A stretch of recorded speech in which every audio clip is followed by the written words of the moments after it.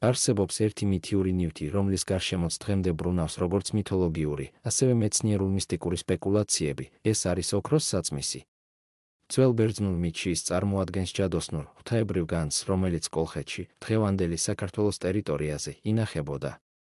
მაგრამ რა არის სინამდვილეში ოქროს საწმისი? რატომ იქცა იგი არგონავტების მიზნად და რას უკავშირდება ამ მითის ფენომენური პოპულარობა? შეგახსენებთ მითის მოკლე შინაარსს. მითის მიხედვით ოქროს საწმისი არის ოქროს ვერძის ტყავი, რომელიც ქალღმერთმა ნეფელემ გაგზავნა თავისი შვილების, ფრიქსე და ჰელეს გადასარჩენად და რომლის ზურგზეც ისინი კავკასიის ნაპირებისკენ გაემგზავრნენ დედინაცვალი ინოსგან გადასარჩენად. გზად ჰელეს ზღვაში ჩავარდა, რომელიც მას შემდეგ მის სახელს ატარებს, ჰელესპონტი, თანამედროვე დარდანელის სრუტე. ფრიქსემ კოლხეთის სამეფოს სანაპიროს მიაღწია და ცხვარი ზევსს შესწირა, ხოლო მისი ოქროს ტყავი კოლხეთის მეფეს უბოძა.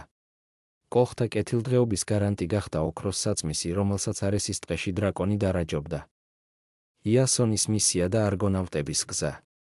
იასონი ბერძნული ქალაქი ოლკის ტახტის მემკვიდრე იყო, თუმცა ძალაუფლება მისმა ბიძამ, პელიამ მიიტაცა. ტახტის დაბრუნების სანაცვლოდ მან იასონს მოსთხოვა კოლხეთში გამგზავრება და ოქროს საწმისის ჩამოტანა. მას იმედი ჰქონდა, რომ იასონი ამას ვერ შეძლებდა. თუმცა მითის თანახმად იასონის დახმარება ოლიმპოს ღმერთებმა გადაწყვიტეს. ათენას დავალებით მას აუშენეს გემი, რომელსაც არ გოღწოდეს. იასონმა შეკრიბა უძლიერესი ბერძენი გმირები, ჰერაკლე, ორფეოსი, ათალანტა და სხვები დაახლოებით 50 კაცი და კოლხეთისკენ გაემართა. არგონავტებმა რთული და ხიფათით სავსე გზა გამოიარეს კოლხეთამდე. თუმცა კოლხეთში მათ ახალი სირთულეები ელოდათ. კოლხეთის მეფე აიეტი არ აპირებდა ქვეყნის უმნიშვნელოვანესი სიწმინდის უცხოტომელებისთვის გადაცემას. თუმცა არც კატეგორიული უარით უპასუხა. მან იასონს დავალება მისცა და მისი შესრულების სანაცვლოდ დაპირდა ოქროს საწმისს.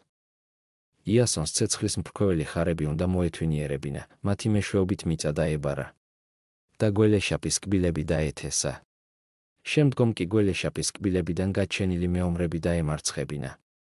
აქ სცენაზე გამოდის მედეა, აიეტის ქალიშვილი, ქალღმერთ ჰეკატეს ქურუმი და უძლიერესი ჯადოქარი. მედეას ერთი შეხედვით შეუყვარდა იასონი და დაეხმარა მას გამოცდის გადალახვაში.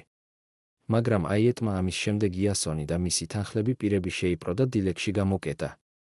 იმავე ღამით მედეამ გამოაპარა იასონი და მისი მეგობრები ციხიდან გველეშაპი მაგიის გამოყენებით დააძინა და იასონს ოქროს საწმისი მოაპარინა. თუმცა მათი გაქცევა ტრაგედიით გრძელდება, მედეა კლავს საკუთარ ძმას, აფსირტოს, რომელმაც სცადა მისი შეჩერება. იასონი და მედეა კოლხეთიდან გაიქცნენ და ოქროს საწმისი საბერძნეთში იასონის მშობლიური ოლქში ჩაიტანეს. აქ იასონმა გაიგო, რომ მის არყოფნაში ბიძამისმა პელიამ მამამისი და მისი ძმების სიცოცხლეს გამოასალმა. დახმარებისთვის იასონმა კვლავ მედეას მიმართა. მედეამ დაარწმუნა პელიას ქალიშვილები, რომ თუ ისინი თავიანთ მამას მოკლავენ და სპეციალური რიტუალის მეშვეობით გააცოცხლებენ, ის გაახალგაზრდავდება. რიტუალის დეტალებს აქ არ მოვყვები, ის საკმაოდ შემზარავია. პელიას ქალიშვილებმა დაუჯერეს მედეას და საკუთარი მამა მოკლეს, მისი გაცოცხლება კი რა თქმა უნდა ვერ შეძლეს. ამ ამბის გახმაურების შემდეგ იასონს და მედეას კორინთეში მოუჭიათ გაქცევა. მათი პირადი ურთიერთობაც ტრაგიკულად მთავრდება. მალე იასონმა უღალატა მედეას და კორინთოს მეფის კრეონტის ასული შეირთო. მედეამ სასტიკი შური იძია იასონზე, ჯადოწამლებით მოაკვდინა მეფე კრეონტი და მისი ასული, ხოლო იასონთან შეძენილი ორი შვილი ჰერას ტაძარში დამალა. თქმულების სხვა ვერსიის თანახმად, იასონზე შურის საძიებლად საკუთარი შვილებიც დახოცა. მითის ყველაზე გავრცელებული ვერსიის თანახმად იასონმა ამის შემდეგ თავი მოიკლა. ასე ტრაგიკულად მთავრდება ეს მითი. ალტერნატიული თეორიები, რა შეიძლებოდა ყოფილიყო ოქროს საწმისი სინამდვილეში. მითის ზედაპირული წაკითხვა გვიჩვენებს ჯადოსნურ ამბავს ოქროს ცხვრის ტყავზე, რომელსაც დრაკონი იცავდა.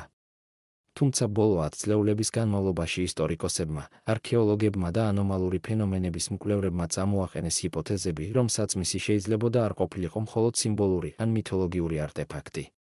ერთ-ერთი პოპულარული თეორია ამბობს, რომ კოლხეთში ოქროს მოპოვება მდინარის ფსკერიდან ხდებოდა ცხვრის ბეწვის საშუალებით. ადგილობრივები მდინარეში აწყობდნენ ცხვრის ტყავს, რომლის ბეწვსაც ეკვრობოდა ოქროს ფხვნილის ნაწილაკები.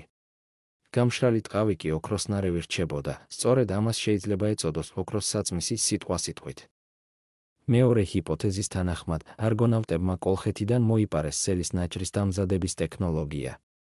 კოლხეთი იმ დროს მართლაც იყო სელის ნაჭრის ექსპორტიორი და ეს ძალიან მნიშვნელოვანი რესურსი იყო. სელის ნაჭრისგან ამზადებდნენ გემის იალქნებს, ტანსაცმელს და აბჯარსაც კი. არსებობს მოსაზრებები, რომ საწმისი შესაძლოა ტექნოლოგიური მოწყობილობა ყოფილიყო, ენერგიის წყარო ან უძველესი მეტალურგიული კომპონენტი.